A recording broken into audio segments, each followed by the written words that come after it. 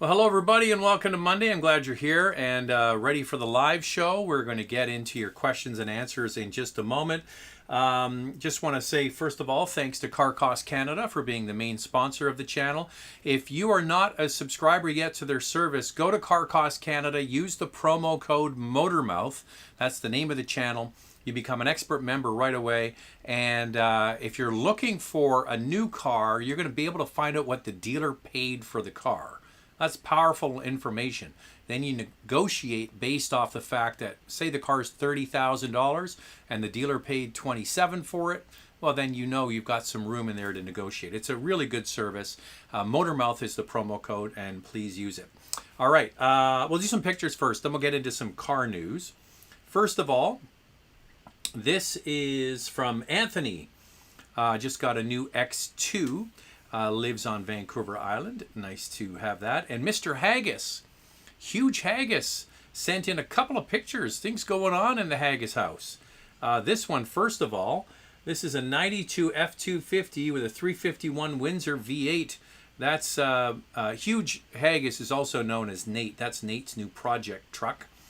It's amazing how 30 years ago, that's what pickup trucks looked like, right? Crazy. And now this is his new daily, which is the Sportage LX, a 2017. I actually like that body style. It reminds me a lot of the Cayenne, don't you think? With the front headlamps on that. Don't you think that looks kind of like the Cayenne? Anyway, Mr. Haggis traded in the old Micra because it had no air conditioning. Okay, so a couple of things. We went today to pick up the Chevrolet Bolt. So we have the the redesigned Chevy Bolt. That video is going to be out on Saturday. Oh, by the way, we'll do a little quick update. What's coming up? Tomorrow, it's the Honda Civic Hyundai Elantra comparison.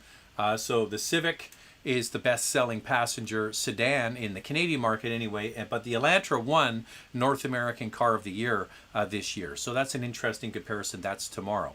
Then on Wednesday, it's the Lexus UX, the small utility, the hybrid version. Friday, I think it's going to be an old car. It's not going to be so the Cool and Collectible series is going to be one of those on Friday. I'm not sure what it is just yet. And then on Saturday, it's the Chevy Bolt. So the refreshed Bolt with a massive price reduction from General Motors, which I think is going to help move some iron for them. But we went to a very large dealership here in the Vancouver area. For those that live in this part of the world, you know of Carter GM in Burnaby. They have a massive parking lot there, and we went there to pick up the Chevy Bolt. No cars, no trucks. They have no inventory. I would say it wasn't even an eighth full. There was nothing there. No used cars. It was crazy. So this and then the person we picked the car up from, he's the guy that orders all the cars for the dealership, and he said it's a constantly moving target. You go on and they've eliminated all kinds of available options on all of the vehicles that they want to order for the General Motors dealership just because of the chip shortage. So they're really streamlining which products you can get. So that was a real eye-opener to go to the dealership. And this is a huge dealership. They have no cars to sell. It's crazy. So used car prices are remaining very, very strong. And then I read on Automotive News this morning about the United States might be implementing a tariff on Canadian used cars going in because of the new USMCA, the new free trade agreement that was signed under the Trump administration last year.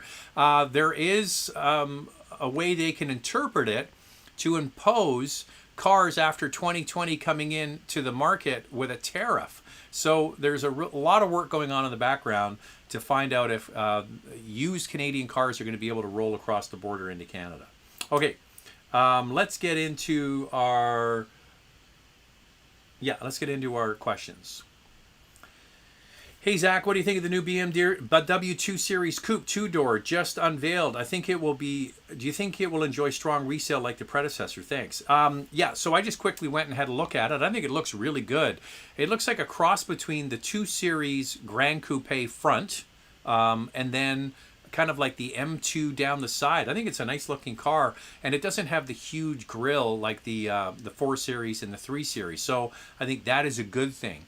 And it's still a rear wheel bias, small, fun car. It is bigger than the previous model, but yeah, I'm a big fan of that 2 Series. I think it's the best value in the BMW lineup, so I have to wait till we get our hands on one. This is John from Moncton. Hey, Zach, not sure how you managed to put out such great content 5 times a week. Great job, both of you, and keep it up. Well, thank you. Appreciate that. We were with a friend and a colleague in the business last night, went over for a barbecue, and he was mentioning the same thing. And it's, you know what it is? It's just a lot of work, man. You just got to do the work. When are you getting your hands on the new Pathfinder and Versa? There is an event in Ontario that we are going to be attending for the new Pathfinder in Kingston, Ontario in about 2 weeks, 2 or 3 weeks. So stay tuned. We will get our hands on the new Pathfinder. The Versa, I'm not sure, but the Pathfinder for sure.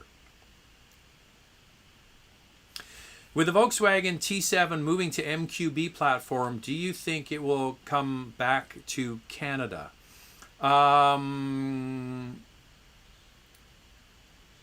The T7, is that the Transporter? Is that what you mean? I think that's what you mean. I'm not sure what T7 is. I think that means the Transporter.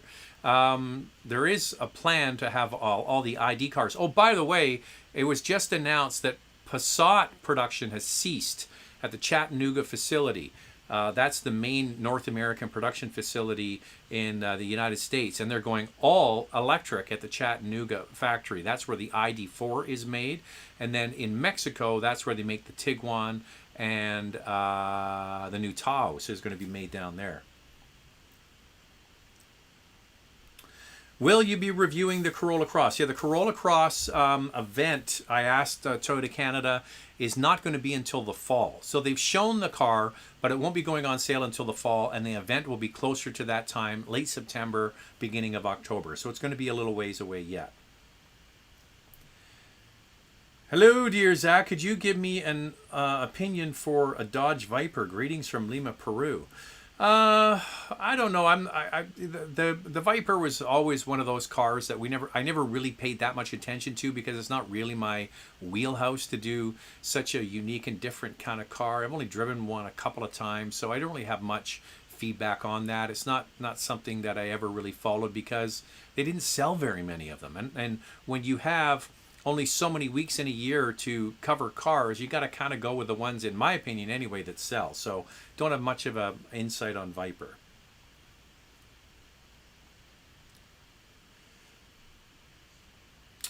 Hey Zach, what are your thoughts on purchasing a vehicle from an online dealer such as Canada Drives? Well, it's interesting because I had a meeting with the folks at Canada Drives last week. And I got sort of an introductory sort of dive into what they do, and I was really impressed with just how many cars they have in inventory.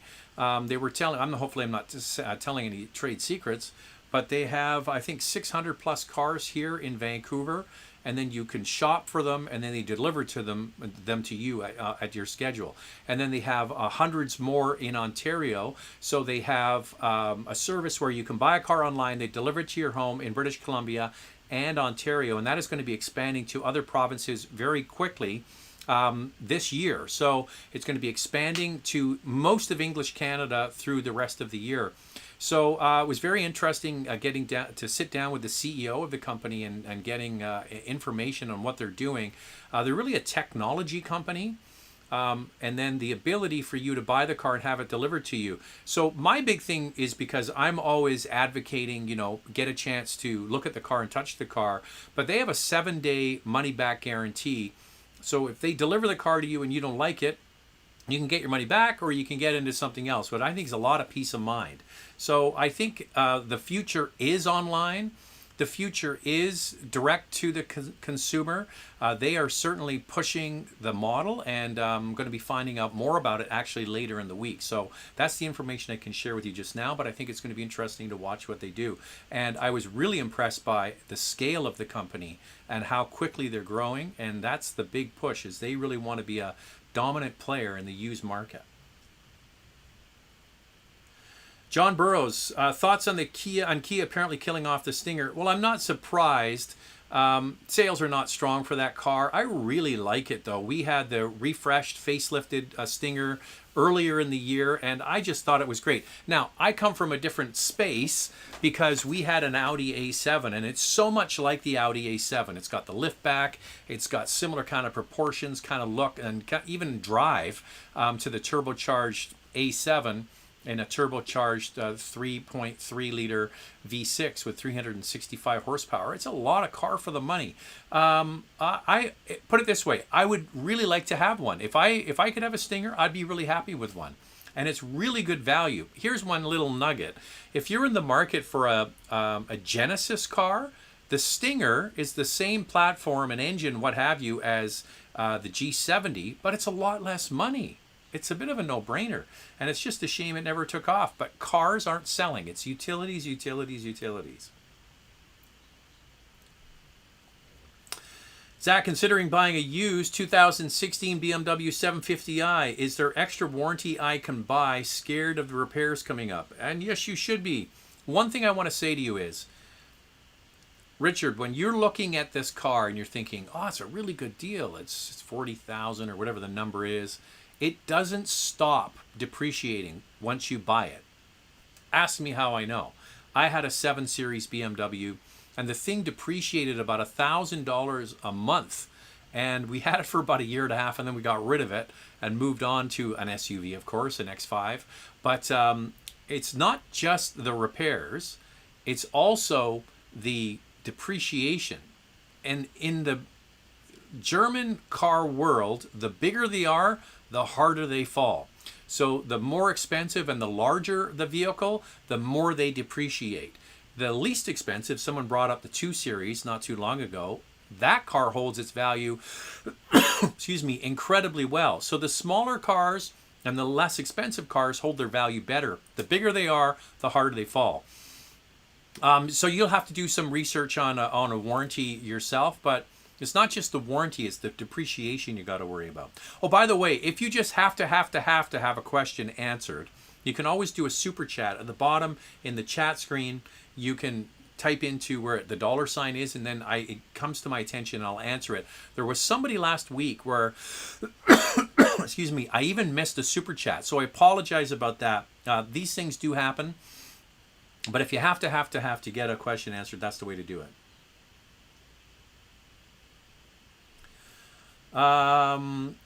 You're the man. Do you think Canada will be getting the new Honda HR-V that is arriving in Europe? Well, I'm not sure if it's going to be exactly the same as the one in Europe, but we will get an HR-V. That's the meat of the market. Small and compact, compact and small utilities. That's the fastest growth area in the auto industry worldwide. It's not just it's not just here. It's around the world. Excuse me, I'm gonna have a drink. And you know, with Toyota bringing the Corolla Cross and Honda revamping, the CR-V will be coming, the HR-V. So yes, we will get one. When? I'm not sure. So it's based on the Honda Fit, the little subcompact car. Unfortunately, we're not getting that because I saw it in Japan at the Tokyo Motor Show just before COVID hit, and the new Fit looks fantastic. Really nice interior. Unfortunately, we're not going to get it, but that is the basis for the HR-V.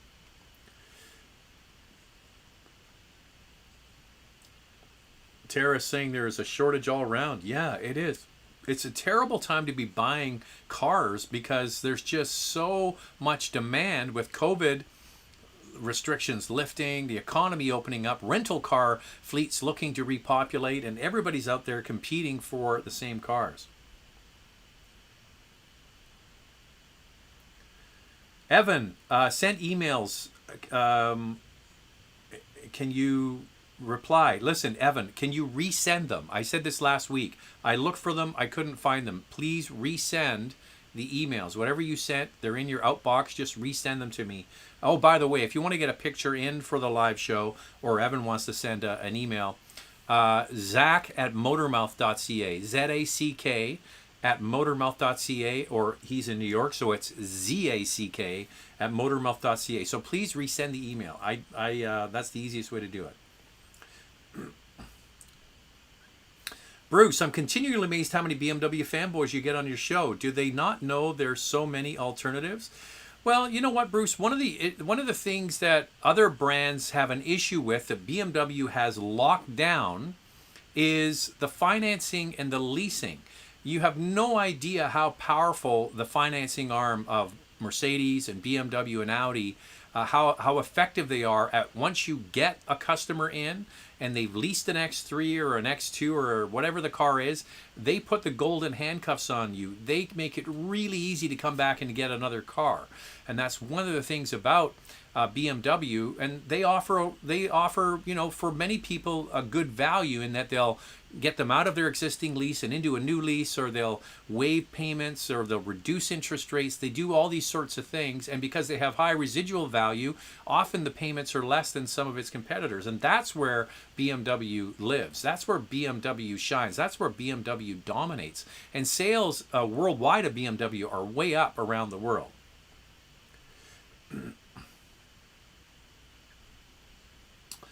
In your Civic review, you cast doubt on the merit of the Elantra North American Car of the Year award, but you got a fully loaded hybrid Elantra for $4,000 less than a regular Civic. Well, the Civic had a hybrid model, and how much? You know what? That's a very good point. So tomorrow, the Honda Civic and the Hyundai Elantra comparison video drops at noon Pacific, 3 p.m. Eastern. It's a very good point that the Civic starts at just basically under $25,000, and an automatic version of the Elantra starts at about $5,000 less. That's a massive difference. So you're right. For the difference in price, you could get a hybrid model, higher technology car for the same price as a gasoline version of the Civic. But a Honda Civic has way better resale value. So it's that whole dollars in, dollars out. How much are you going to get for it when you trade it in? But it is a very good point.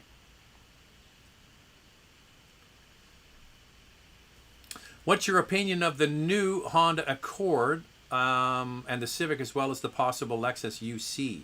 I'm not sure about the UC. I'm not sure what you want me to say about the Accord or the Civic. I mean, one is bigger than the other. I think that they're still quite different. The cars are quite different. I mean, when you drive them back to back, the Civic is a less expensive, not as refined version. But a lot of people don't like the looks of the Accord. Not sure what you're looking for there. Jason is asking, any official word on the Forester getting the wilderness treatment? So this is what they did to the Outback. They raised it up, gave it different cladding, more ground clearance, a little bit more off-road capable. Now, nothing official from Subaru, but I did read an interesting article on Automotive News talking with one of the executives in the United States, and there is going to be a push from Subaru to produce more trims. Okay, so that opens up the door for Forester to maybe come back with the XT, or the turbocharged 2.4 liter. And it also opens the door for them to come with a specialty wilderness trim, the same thing they're doing with Outback. The fact that Outback has the regular engine, the turbocharged engine, and the wilderness trim, and the Forester doesn't have any of those, seems to me like a product hole. And if I was a betting man, I would say they are going to fill that hole. When they make it official, I don't know. How is the Tucson 22 Limited without the hybrid for daily driving? Well, I wish I could tell you, because they don't have one here for me to drive yet. I've got to get my hands on it. We have requested the regular gas version, not the hybrid. So all I can do is report back on the hybrid, which was fantastic. And if I was buying it, that's probably the one I'd get. Seems like the new Golf R pricing is much more favorable up here versus the US. What gives? Canadians get a good deal. So this is all the top of my head. The GTI pricing was really good. So the GTI, this was all announced just last Thursday, I believe. The GTI starts at around $31,000. Then you can get the Autobahn for around $36,000, and then you can get a top trim just under $40,000. Then the Golf R starts at around $43,000 and then goes up quite a bit higher if you get like everything, like the dynamic chassis control and everything else on it. But that base model Golf R at $43,000, I haven't seen what the US numbers are, but you're telling me that we get better pricing. It could just be a function of we're more sensitive to competitors in the marketplace, but the problem with the Golf R is it doesn't really have many competitors. It's not a problem for Volkswagen, but but it doesn't really have any direct competitors. I just think maybe it's the fact that the market share in Canada for Volkswagen is higher. Like obviously they sell way more cars in the United States because it's a bigger marketplace. But as the share of the market, Team Canada seems to do much better. I can't answer that, and I haven't been, able to break bread and have a glass of wine or whoever with the product planners or the PR people from Volkswagen in a long time, which is too bad because that's when you get the juicy stuff. Hi, when you traveled to auto shows back in the good old days, did you and other reviewers ever hang out or go to lunch and talk about the industry and all things car related? That's all we did. That's all you do. That's exactly what I was talking about, breaking bread and talking about cars. I mean, it gets to the point at dinner where everybody's sitting around the table and then we say, okay, enough. We're not talking about cars anymore. Stop talking about cars. Just let's talk about family or sports or something else, because after a while it gets a bit boring. Dennis is saying the Elantra doesn't have an independent rear suspension. A very good point, and it will be in the video tomorrow. Hyundai announced that the Stinger, it's over for the Stinger. I already mentioned that. Yes, too bad. Great car. You know what? Car companies have to realize production. Okay, you got to remember that it's not just about the car showing up at a dealership here. It's also about where it's made. And in this case, in Korea, they only have so much capacity. If there's a hot new model that they need to make more of, then they have to move capacity or shift it from somewhere else. So the line where they make the Stinger, I'm guessing, will be able to free up and make. My guess is probably they're going to be able to make other new, hotter products and probably an SUV. So that's my guess. They just need some production capacity. It's not that they don't like the Stinger. It's just that they probably need production capacity for something that's going to be even bigger. Hey, I'm looking at getting a 2022 Audi Q3, but I'm torn. Any ideas or other suggestions? I like the Q3. I'm not sure what else you're considering. The GLA from Mercedes-Benz is very nice. I think that the Q3 is pretty hard to beat in that category because you can get it you don't have to get it fully loaded. You can get it fairly entry-level trim and add some features to it and get a very nice vehicle. I like it. I suggest you go drive it and see what you think. So the way to think about this is you're getting the Audi Q3 is the short wheelbase Tiguan that we don't get in North America. So they share a platform. The Tiguan long wheelbase is what we get here in North America. In Europe, they have a short wheelbase version that we don't get. However, they use that same platform and make the Q3. Then, a lot of people complain that the Tiguan has an underpowered engine. I think it's 184 horsepower off the top of my head, somewhere around there, 184 or 186, something like that. So Audi, because it's an Audi, they put in a more powerful engine at 228 horsepower. That's the GTI engine. So you're getting the short wheelbase Tiguan that we don't get with the GTI engine in it, and it runs on regular gas. That's one of the reasons I like it. So I'm a big fan of it. By the way, Audi, at least in the Canadian market, does offer a base model with that less powerful engine. If you're going to get the Q3, please get the bigger engine, the 228 horsepower.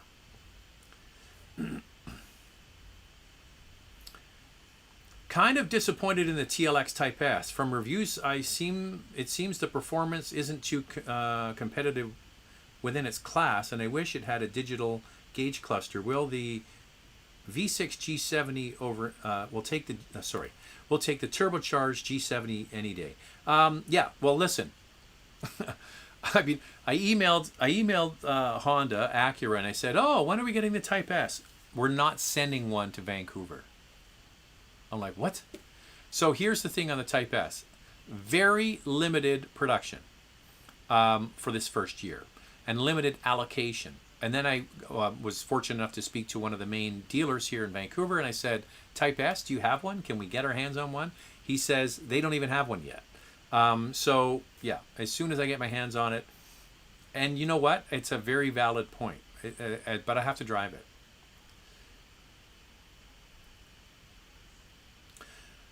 The Forester will be based on the Subaru leaked graph. There is a delay in details. Sorry, I'm not sure what that means. Hey Zach, I'll be getting a work van and will be looking to replace my pickup truck. What do you think of the Genesis G70 as a weekend car? What else should I be looking at? Cheers from Coquitlam. I like the G70 a lot, but there's a lot of really good cars in that class.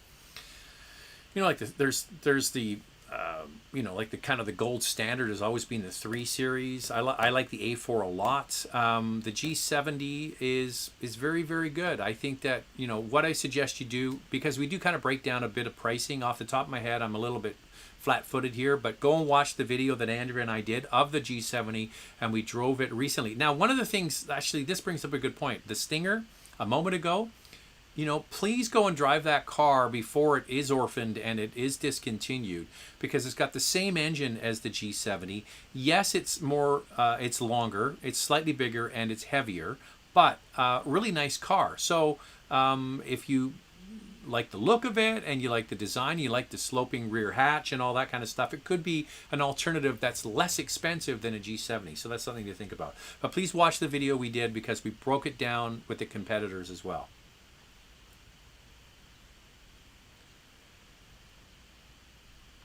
Alex is saying, do you watch F1? I used to be, I cannot tell you, from when I was a little kid, I was obsessed with F1 and I watched it.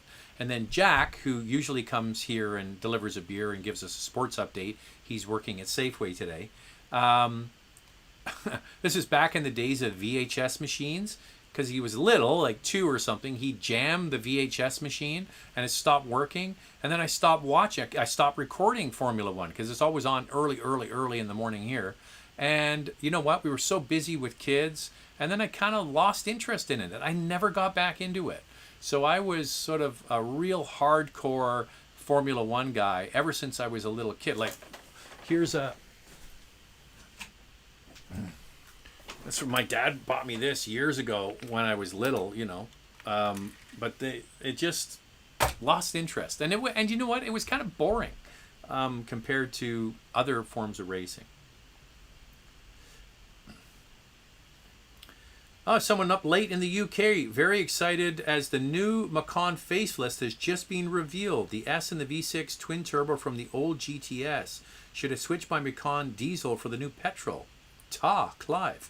Well, that is a fantastic engine. It really is spectacular. The 2.9 liter from the GTS is a beautiful, beautiful engine. I really think it's great. So it really comes down to, you're going to be spending a lot more on fuel compared to the diesel. And then you're never probably going to get a diesel again. Maybe they'll get rid of it altogether. So I'm not sure what to say. It might have already happened in the UK. I don't follow that market that closely. Now, it comes down to the switches and whether you like the switches on the inside. Yeah, that engine is fantastic.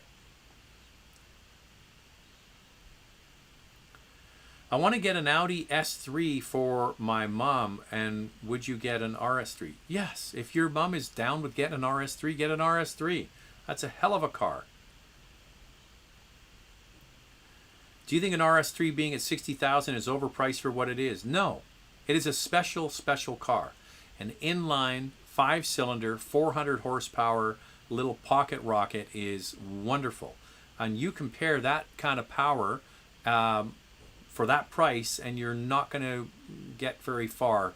It's quite an amazing little package. Now, it all comes down to your budget. If that's a big, big stretch and you can't afford it, then just get the S3. Volvo XC40 or NX? I will take the current Volvo XC40, but I have to wait until we get a chance to drive the new Lexus NX, which is also going to be around October. So they've shown the new NX, and now it has a vast array of engines. So you've got a base 4-cylinder, you've got a 4-cylinder turbo, you've got a hybrid, you've got a plug-in hybrid, and I think I'm missing one in there. Yeah, it's going to be amazing, and they're all going to be available at the launch. So that is coming later this year. So if it's current NX to current XC40, I'll take the Volvo. But when the new NX comes out, I think it's going to flip over to Lexus. Thinking of purchasing a used hardtop convertible around $40,000. Been looking at the Corvette C7 and the BMW 3 Series.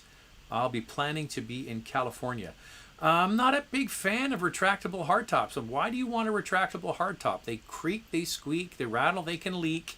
They take a crap load of trunk space. I don't know. I like just soft tops. Now, they can wear, but they're not crazy expensive to replace the soft top if it needs to be done. Just wondering why you want a hard top. Is it because you drive a lot on the highway? On the highway, yes, it's quieter, but then they have inherent issues as well. So, yeah, not sure why you want a hard top.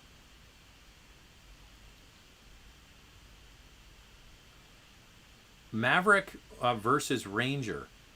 Well, I haven't driven the Maverick yet. I don't know what to say other than we got to wait till we get a chance to drive it. I think the interesting thing is when I did a little preview video of the Maverick, there were a lot of people who watched that video said, I don't even own a pickup truck, but I'm interested in it because the fuel economy with the hybrid is so good.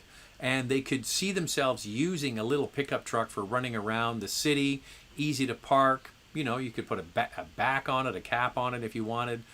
So it's going to be interesting to see if that sells. I still think when it comes to decision time, a lot of people aren't looking at a pickup truck. If you're in the market for a pickup or you're not. Stephen Wong, I'm planning on buying a Corolla or the Elantra. Why? But do not know which one to pick. Resale value of the Corolla is the most value. Also, how does this Car Cost Canada thing work? Okay, so you go to Car Cost Canada and you sign up, put your email, your phone number in, and there'll be a promo code there. Type in Motormouth, the name of this channel, and it opens up searches for you. So you're going to search the Corolla that you want, and you're going to search the Elantra that you want. I would also suggest you search the new Honda Civic as well.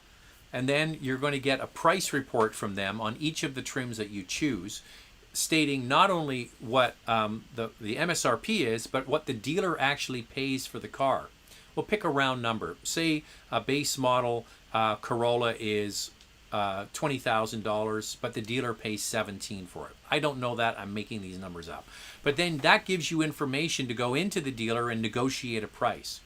And you can also find out information on different trims as well. So that's how it works.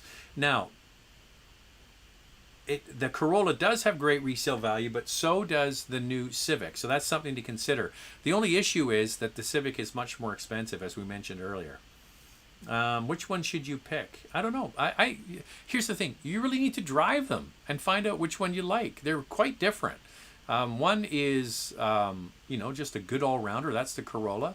And then the Elantra maybe adds a little bit more flair, depending on which trim you get.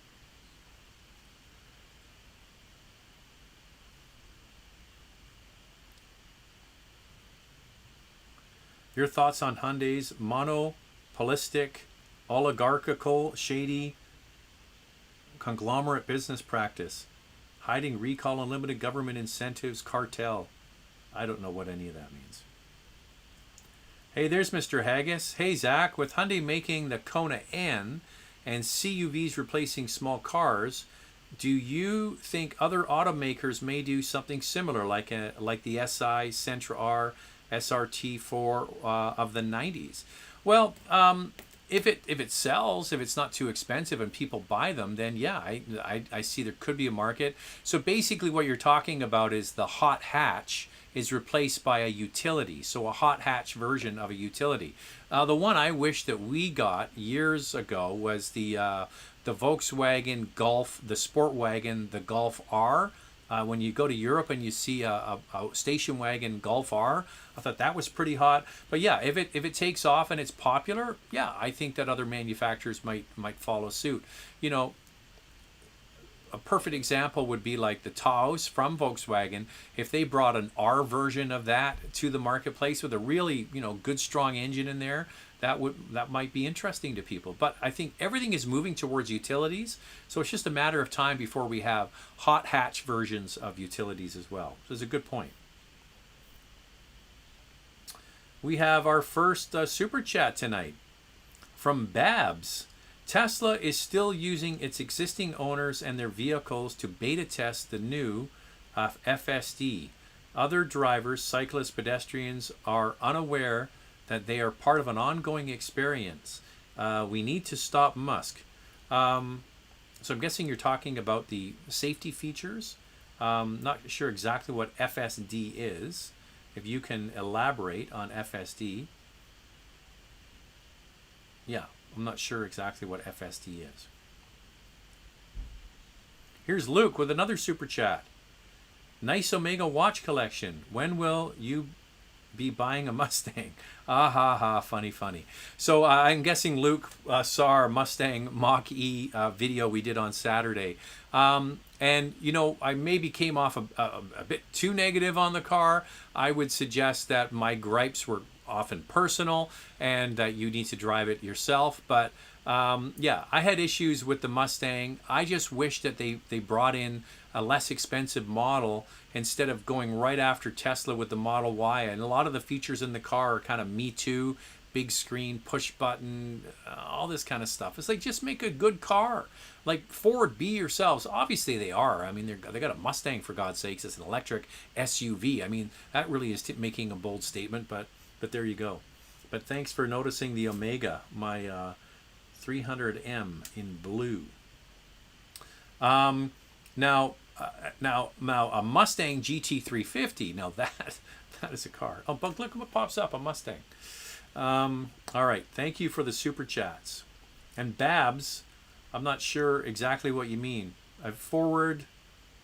Yeah, I'm not sure what FSD is. Should I know that? Probably.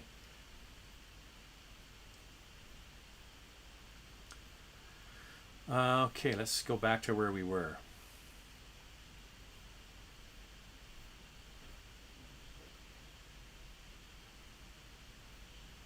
I got lots of people on here today. That's good. I like it. Somebody else from Europe. Hi from Europe, Zach. Your personal opinion about Mercedes E-Class versus Lexus ES 300H, 19 to 20 reliability opinion. Thanks. Well, if it's just straight reliability, the Lexus ES, it's a no-brainer. That is probably going to outlast you. It's just really well made, and you can have it's the hybrid system. So I'm not sure what cars you get in Europe, but I'm not sure. Do you get the Toyota Avalon? We do here in North America. So the Avalon is the sister car to the Lexus ES. It's a front-wheel drive vehicle, and then you have it turned into a Lexus, and that's what you're getting. So compared to an E-Class Mercedes, if it's just about reliability, that Lexus is fine. Is it exciting to drive? No. Is it better than it used to be? Yes. But you're talking about, 19 to 20. Yeah. So, yeah, if you like the car, it's going to return incredible fuel economy. It's a big car. I would say it's probably even bigger on the inside than the E-Class because it's a front-wheel drive platform. And you probably don't see a lot of them on the road, especially in Europe.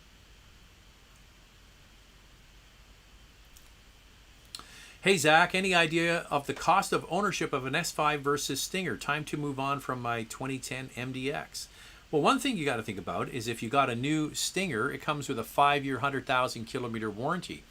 Where with the S5, you're going to get a 4-year, 80,000 kilometer warranty. So you get extra coverage there. So that's something to think about. So that's cost of ownership.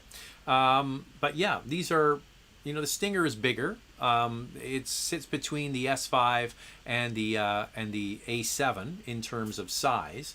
But overall cost of ownership, a lot of it comes down to resale value. And that's something you're going to have to look at a forward calculator like a Canadian Black Book or something like that to get an idea of what the value of the car is projected to be in 4 or 5 years. Because that's the biggest cost of owning a car. It's the depreciation.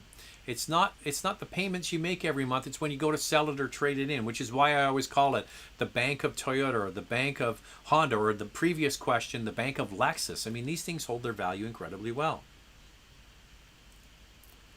West Coast, enjoy the show. Makes Mondays a lot more fun. Well, I appreciate that. Is the new Golf R really worth 50,000 Canadian? Would you ever buy one? Yeah, I would buy a Golf R. If I needed a little hot hatch like that, I might be interested in the less expensive one. That starts around 43. But you're right, when you equip it with everything in it, it's about $50,000. But cars are becoming more expensive. I got a news flash for you. We are living in inflationary times right now. With all of this money that's been injected into the economies around the world and this clamoring for goods and services around the world, we are now dealing with inflation. How central banks are going to deal with it, I'm not sure. But yeah, we're starting to, I just look at car prices that we've seen here over the last 3 or 4 years. Car prices are going up. Things are getting more expensive. So you can get a $43,000, I believe the price is, Golf R. You don't have to get the top one. It's up for you to decide. Or just get a GTI, which is a hell of a car too. Here's a Howard Stern fan. Hey now. Hey Zach, a 17 Golf R, $50,000. It's roughly the same as a 2018 GTI Autobahn with similar. Oh, okay, 17 Golf R. The same price as an Autobahn 2018. Which is a better buy? I'm keeping 5 years, putting 60,000 kilometers on it. Well, I think the better buy is the Golf R. Make sure you get it inspected and looked at by somebody that knows the car. One thing about a Golf R, it tends to skew younger. It tends to skew enthusiasts. It tends to skew to people who are going to drive them hard. So you don't want one that's been abused. So please make sure you get it inspected. It might look good on paper, but if you get it up in a hoist and it's been beat to crap, you don't want that car. So you're buying the previous owner's commitment to maintenance and wear and tear and all those sorts of things. So yeah, you might be less expensive or look like a better deal, but it might end up costing you more money in the long run. Please, please, please get it inspected, because it's a car that tends to be a target of young males' aggressive driving. I'll just leave it there. So please do your homework.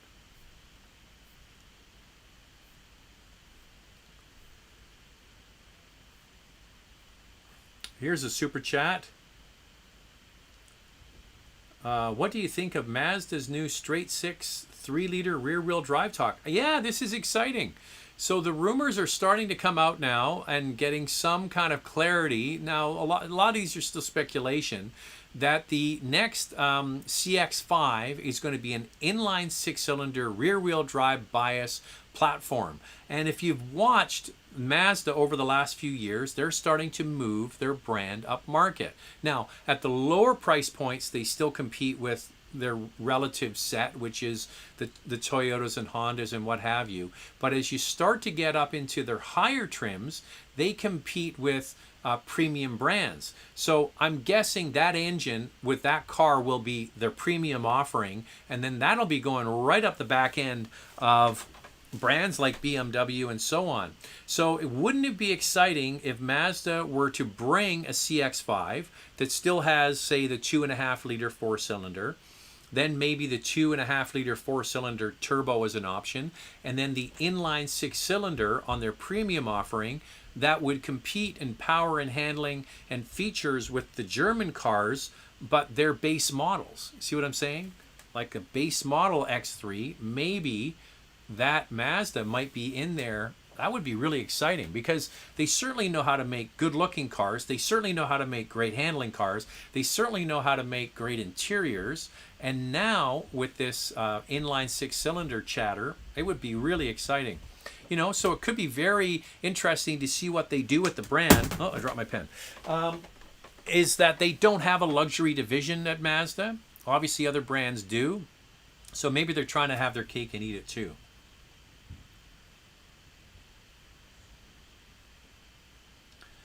Here's Luke back again. Do you think you'll ever buy a Mustang GT daily driver?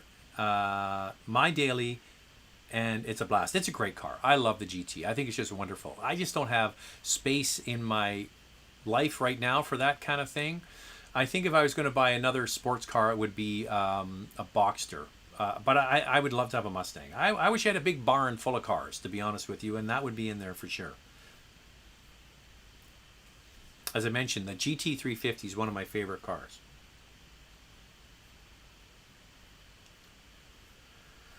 All right, let's see where we're at again. We got to go back up. Okay, so Sean is confirming that the T7 is the transporter from the VW T4 because chicken tax from US never came back to Canada. Yeah, I think what you're probably going to see, if there is going to be something coming in a van form from Volkswagen, it's going to be part of the ID family. They've shown that already with the ID Buzz. So I think if there's ever going to be anything like that, it'll be electrified. Here's a good question. The Sentra or the Civic? I'm a big fan of the Sentra. It's interesting, somebody brought up the North American Car of the Year and the Elantra. I even mentioned when we did it that I was surprised that the Sentra didn't win. It's because it's just such a good price for that car. The fully loaded one that we drove was $26,000. For example, this Honda Civic starts at just under 25. Okay, the fully loaded limited that we had was over $30,000. The fully loaded Sentra that we had was a full $5,000 less. You know, and they did a really good job on that car. It handles well. It's got independent rear suspension now. It looks good on the outside. It's got a nice interior. It comes with all the latest tech. It's a hell of a car. Sentra or Civic? If it's price, I think that the Nissan is a good one.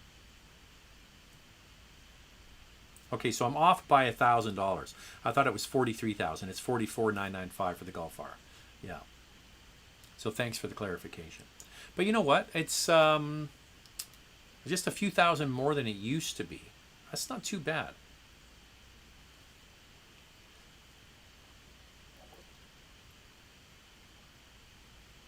Yeah, and here's the clarification. You can get up to 50,000 by going with the automatic. Also, the dynamic chassis control, I think, is extra, and a sunroof. Sunroof I wouldn't get. DSG I wouldn't get. I'd get a manual transmission and a slick top. That's what I would get. This is good news. Golf R 2022 already ordered. Hopefully here in October. Well, that'll be exciting. Send pictures.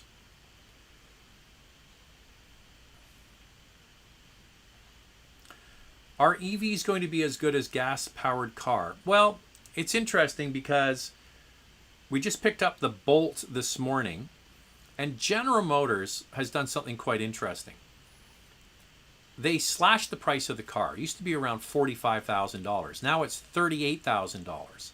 They added more standard safety features. So it basically comes with all the safety features as standard equipment now. They updated the interior, made the seats better, and made the interior less plastic fantastic on the inside. And then you look at the price of that car at $38,000. It's still a small hatchback car, but then you factor in rebates depending on where you live. So in the province of Quebec, that brings the price down by $13,000. That's now a cheap car, and it's fully electric and not going to use any gas. Here in British Columbia, it's going to be a $30,000 car. So it doesn't take much to get to a compact car, a little hatchback, around $30,000. So now we're starting to get price competitive. So that really is something that's quite interesting. And 400 kilometers of range.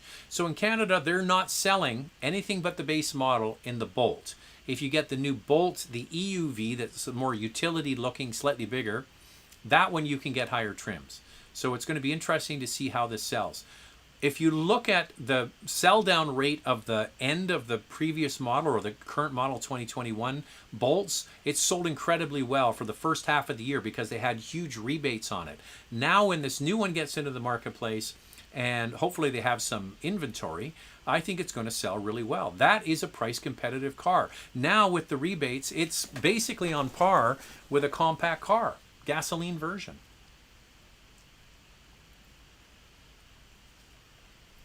Hey Zach, the new Civic come as a hybrid. When and how much? Well, you have to remember that they have a Civic-based hybrid in the marketplace right now called the Insight, but nobody knows about it and nobody buys it. They should market it as a Civic, and that's, I think, what's going to probably happen. I think they would be smart to get behind it because Honda makes a good hybrid, and they're just not marketed well, and I don't have any information other than I think they probably will, but we'll have to wait and see.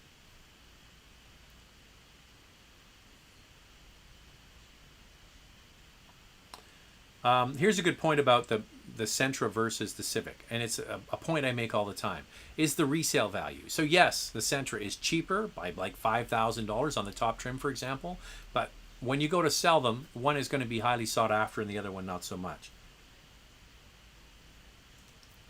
Is it a good idea to buy a secondhand BMW 330i with less miles and 1 to 3 years old? You know, the best way to buy like a 330, if you're wanting to get one that's between 1 and 3 years old, is to buy what's called a certified pre-owned car. So there's lots of lease returns. People lease for 2 years, they lease for 3 years, the cars come back and then they get sold on. Often you can finance them through BMW Financial, and you can even release them as a used car.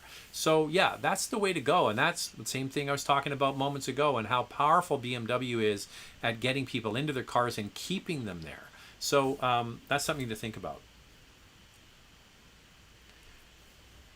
Do you know anything about the upcoming Audi Q4 e-tron? Looking for a good electric SUV under $80,000. Wish we get the EQC. The EQC is coming, supposed to be coming. I've driven the EQC like ages ago in Norway, which I thought was very well done. But yeah, I haven't had a chance to drive that e-tron yet, Josh, so I apologize. But that's a big budget. $80,000 is a lot of money for an electric car. What Honda did is they basically got rid of the DX base model, exactly. And that's why the starting price is higher. But no one actually bought that trim anyway, so it makes sense. I don't know. There's still going to be people that want a less expensive car. I think when yes, you could say that the vast majority of people bought the EX and they got rid of the DX trim. But it just totally eliminates certain buyers, and you're turning your back on them. And then also, the advertising price is not good. So one way that dealers and car manufacturers get you in to look at a car is they show you a less expensive price. So this thing now at basically $25,000, that's an expensive car for some people. Where Hyundai has a base price of 18 grand. That's a big difference.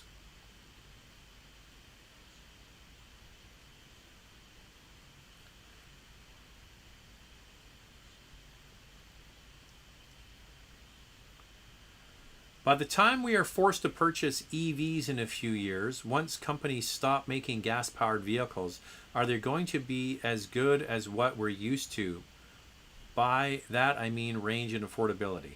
Well, there's continual improvement with these things, and yes, I think that we're going to have better electric cars. There's no question about it. As each model comes out, you're probably going to get better range, better charging ability, all those sorts of things. The big concern is if we have mass adoption of electric cars, is getting everybody plugged in and charging, especially when you're outside of your home and you don't have an ability to charge. You're going to be a lot more competitiveness for a charging infrastructure. But yeah, I would say, okay, so most jurisdictions are saying 2035. So that's just over 15 years from now. Or I guess you could say it's just under 20 years from now. A lot is going to change in 20 years. Like, you just look at what was on the road in 2001 or 2002. Things have changed a lot. So we'll have to wait and see. Will Suzuki cars ever come back to Canada? Love the Jimny and wonder if there's a chance it'll be sold in Canada, perhaps through Toyota, since they have a stake in Suzuki. I don't think it's going to meet North American crash standards. And it's too bad, because the first time I saw the Jimny, I was at the Geneva Motor Show, and I was like, oh my God, I'd love to have that. But I think it's produced for markets where there's different ratings. I could be totally wrong on that, but no, I don't think Suzuki's coming back anytime soon. I think the Jimny is a fantastic looking vehicle, and it's really cool, and I'd love to have one. I'm just not sure it would pass the crash standards that we need here in North America. Hey Zach, would you say that the Toyota brand is still as reliable as older Toyotas? I think there are hits and misses in everything. The current model RAV4 has not been as reliable as the previous model, but Toyota as a brand is certainly at the very top when it comes to reliability scores, and overall, all brands are becoming more reliable. Now, things like Bluetooth, communications, the screens. That's where things kind of fall down for a lot of new brands. They don't do that particularly well. But so you've got an industry where everybody's becoming more reliable, and then you have in there the cream at the top, which is a brand like Lexus and Toyota. So yes, I would say that their cars are as good as they've ever been. There are some hits and misses in every portfolio. So in 2019, when they bought out the new RAV4, there were some issues, some quirkiness with the 8-speed automatic and so on. But that's one of the things about Toyota is there's continual improvement, and they're making strides to get their cars better. So yeah, there are some bumps along the way, but overall, you know, it's a bit of a no-brainer to go to the what I always call the Bank of Toyota.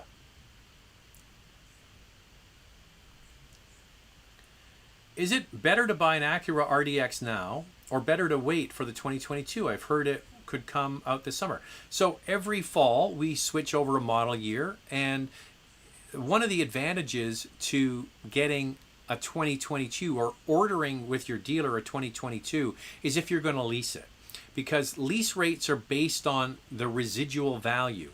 And if you're buying or leasing a new car in 2021 that's a 2022, it's going to have higher residual value because it's not even a year old yet, right? So you're driving it halfway through the year, and it's not even a current model year car. So that's one thing to consider, is waiting for or ordering with your dealer a 2022 model, because if you're leasing it, you're probably going to have a better residual value. Hey Zach, I have a 4Runner TRD Pro, and since COVID and work from home, does only 3 miles a week and just sits in the garage. Should I be doing anything different special to maintain it? I would say make some time to go out and drive the car. I mean, letting it sit is not good for it. Tires, you know, can flat spot. Batteries, you can get critters in your garage. You always open the hood once in a while. Make sure there's no mice or squirrels or rats or something getting into the car. So my suggestion would be take it out and drive it more than you're driving it now. And the main thing is getting up to operating temperature. So don't just drive it for 2 or 3 miles and then park it in the garage again. Take it out for, you know, a good 20-minute run.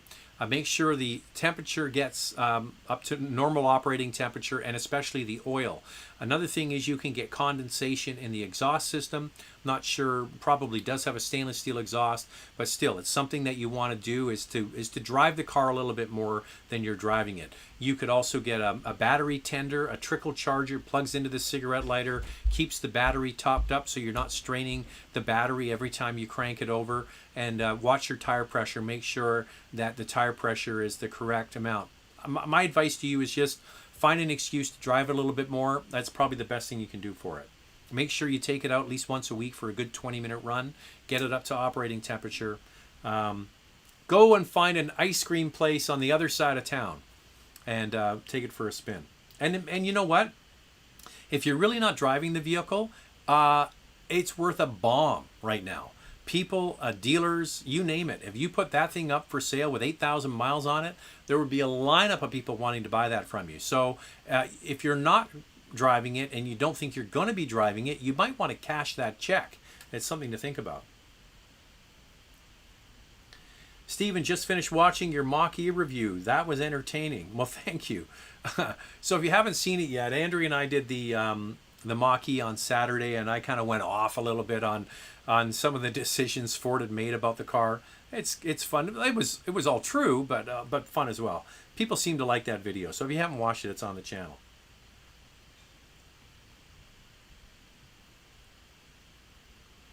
Test drove the current Mazda 3, and honestly, the ride is pretty firm. Did you find the ride harsh? I noticed the same thing. It has a very flat ride, and I did notice that because what they have is they have a torsion beam rear suspension. They used to have independent rear suspension. Now they went to a solid axle torsion beam, and the rear axle was very, very flat. And you notice that when you go into the corners, it kind of pivots like a roller skate. It's quite incredible the way they did it. And but you can get, especially over expansion joints, you can get some of that what's called axle hop, where the rear pops up and down. Something to consider. So if you don't like it, there's plenty of other cars in that category that will have independent rear suspension and will give you maybe a more compliant ride. So take it out again and see if you notice a difference. The other thing you might want to consider, I actually like the suspension of the CX-30 better than the Mazda 3. So the CX-30 is the small utility based on the same platform as the Mazda 3, but I like the way it drove better. Interesting. Will there be a 2022 new CRV? Well, nothing has been confirmed, but if you look at the writing on the wall, you've got a new Civic. CRV is based on a new Civic. And then the cadence follows that we'll probably get one pretty soon. All right, I just want to look and see, make sure I didn't miss any super chats, because I did last week and that was bad to miss that. And I'm up against the wall, and okay, someone just said, hey Zach, the F1 car your dad got you is a McLaren M23 driven by James Hunt, who famously won the '76 F1 championship, which went to the wire with Niki Lauda. There you go. That's what I've got. I was really young when I got this, so there you go. That's pretty cool, right? My dad, much like me, until recently, I used to travel all the time for car launches. My dad used to travel all the time for medical conferences. My dad was a medical journalist. It's amazing the way things are. So I review cars. He went to cardiology conferences and neurology conferences. Different level of skill. And he always brought back, my brother and I, toy cars from all over. He traveled mostly North America, but whenever he came home, he went and bought toy cars. He probably got them at the airport. But yeah, I have a whole collection of cool things. And the Corgis, this is a Corgi, were my favorites because they were always bigger. Is this a Corgi? I'm not sure if this is a Corgi. No, this isn't a Corgi. But yeah, I always loved the bigger toy cars when I was a kid. All right, what's this one? This is a Corgi. This is the famous Can-Am car. You've probably seen that one in many magazines. And when I was at the Renlist reunion in California 2 years ago, the real car was being wheeled by me. I was like, oh my God, that's sitting on my desk. I've had that ever since I was a little kid. So that's the famous Can-Am car. Okay, I'm all done. If you want to get a question, and make sure you join next week, don't forget, send your pictures to Zach@motormouth.ca, or it's ZACK@motormouth.ca, or ZACK if you're from the US, or if you're Clive, you know how to spell. All right, that's it. We're done. I'm not sure what we're having for dinner tonight, but I'm about to find out. Have a great night, everybody. We'll speak to you next Monday. Don't forget, the comparison drops tomorrow. Wednesday, it's the Lexus UX. On Saturday, it's going to be the Chevy Bolt, and we'll see you on the tubes. Take care, everyone.